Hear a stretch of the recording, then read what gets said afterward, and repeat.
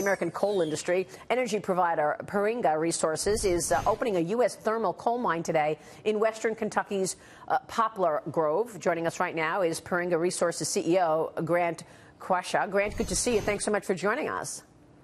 Hi, Maria. Thanks for having me on. Well, congratulations on the new plan. Take us back to when these plans started. You say you're encouraged to build this mine because of President Trump's energy policy.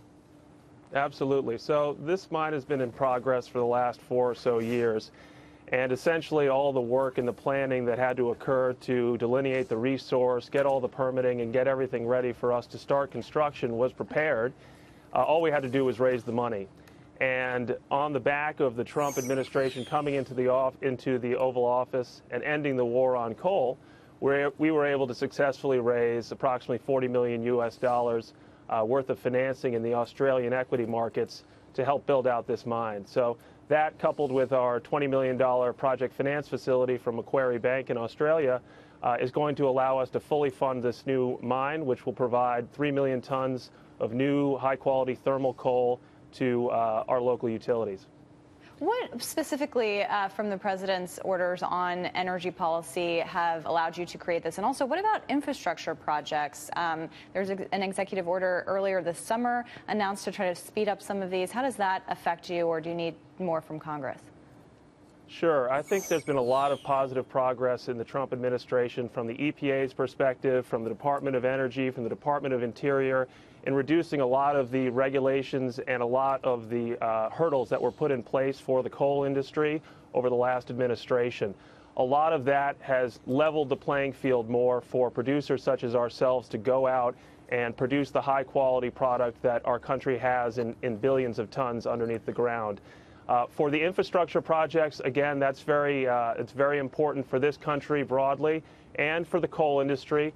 We're going to produce a thermal coal, which tends to be used for electrical power generation, so we're not as directly impacted by the infrastructure build-out, but our contemporaries who produce the metallurgical coals, which are used for steel making, they will benefit significantly from this infrastructure improvement and rollout. Grant, I'm curious to know what you think the long-term prospects are for the coal industry. Obviously, there's a very deregulatory move right now and a pro-coal sentiment from this administration, but there seems to be more kind of regulatory whiplash that takes place when, from the differences between the Obama administration to this one. Who's to say what the next administration may do? Do you have confidence that the coal industry is one that can sustain itself given the overall sentiment around climate change and things like that broadly in the U.S.? Yeah, absolutely. I think while the U.S. coal industry is in a secular decline, I do think it is still going to be a very important part of our energy infrastructure going forward. And we're going to play a critical role as part of that in what is, I think, the most well-balanced basin, the Illinois Basin, from a supply and demand perspective. As far as regulatory whiplash, what I think the administration's been doing, which has been really helpful, is they've been rescinding some of these rules that were overreach on the previous administration's part, using a specific tool called congressional review, whereby when the Congress comes in and says that this rule is no longer valid, rather than a new administration coming in and just promulgating the same rule again, it will have to go back to the Congress and would have to go through Congress, as with any law should normally go through, obviously, Congress and then up to the executive branch, other than enacting laws through regulators, such as occurred under the Obama administration. Grant, is it safe to say then that the Trump administration saved the coal industry and saved jobs, if not is creating jobs in that industry? Absolutely. I think, we're hiring right now 200 people over the next 12 months to build out our first coal mine. We're going to hire another 300, we hope, when we start building out the second mine in 2019. And these are folks who have been out of work and are, directly benefiting from some of these efforts. The administration's efforts are obviously only one part of the puzzle. 2016 was a terrible year for U.S. coal, and that was primarily because of low natural gas prices and weak demand. Over 2017, that's improved. Nat gas prices have been hovering around $3.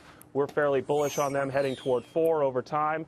And that's allowed U.S. coal producers to, again, take more share away from natural gas as far as electrical generation. Also, in the international markets, while U.S. coal domestically has dropped over the last 10 years, international demand has continued to increase, and I think it will continue to increase through 2030. You see extremely high international prices for thermal coal and metallurgical coal that you haven't seen for the last 5 years or so. And what that means is that U.S. producers are able to now export more of the excess production that may have historically gone to some plants that have now been shuttered. Yeah, I think you make a lot of important points there. And I know you believe coal is ahead of gas as the main energy source to produce electricity. But what's the long-term plan in terms of cleaner coal? Absolutely. I think there's a lot of interesting things that the administration is looking at. Basically, we have a great backbone of inexpensive, reliable coal-fired power utilities in this country.